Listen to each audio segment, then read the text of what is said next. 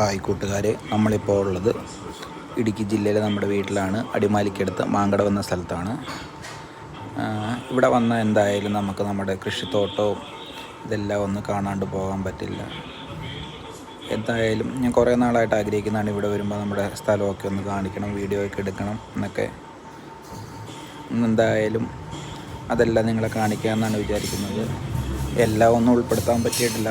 കുറേ കാഴ്ചകൾ വേറെ ഉണ്ട്. നമ്മുടെ പുഴയും സ്ഥലവും ഏലവും എല്ലാം ബാക്കി കാണിക്കാനുണ്ട്. എങ്കിലും നമ്മുടെ ചെറിയ പച്ചക്കറികൾ തോട്ടങ്ങളൊക്കെ ഇന്ന് കണ്ടിട്ട് ബാക്കി ഒക്കെ അടുത്ത ദിവസങ്ങളിൽ നമുക്ക് കണ്ടുപോകാം.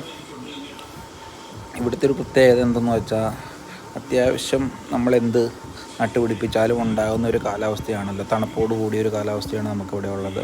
നമ്മൾ മൂന്നാറിൻ്റെ അടുത്തൊക്കെ ആയതുകൊണ്ട് അതാണ് കാണുന്നത്. നമ്മുടെ ബീറ്റ്റൂട്ടൊക്കെ ഉണ്ടായി നിൽക്കുന്നത് നമുക്ക് കാണാൻ കഴിയുന്നത്.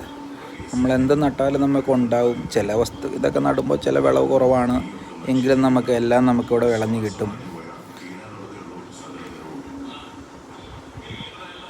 ഇത് നമ്മുടെ റംബൂട്ടാനാണ്. ഇത് പിന്നെ ആർക്കും പരിചയപ്പെടുത്തേണ്ടല്ലോ. ഇതാണ് മുള്ളില്ലാത്ത ചക്ക. ഇത് ചതുരപ്പയർ. ഇതൊക്കെ ഒത്തിരി പേര് കണ്ടിട്ടില്ലായിരിക്കും, എങ്കിലും ഇപ്പോൾ കാണാൻ കഴിയുന്നൊരു ഇതാണ് ചതുരപ്പയർ.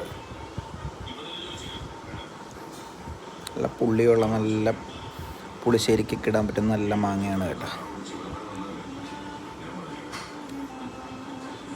കണ്ട പഴുത്തത് നമ്മൾ ദൈവമായിട്ടങ്ങ് പൊട്ടിച്ചെടുക്കുകയാണ്.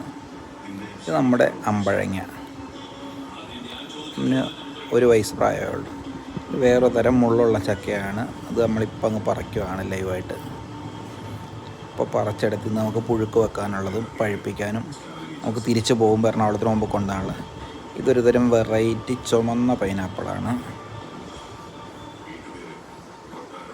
ഇത് രണ്ടറ്റത്തു നിന്നും പൂവുണ്ടാവുന്ന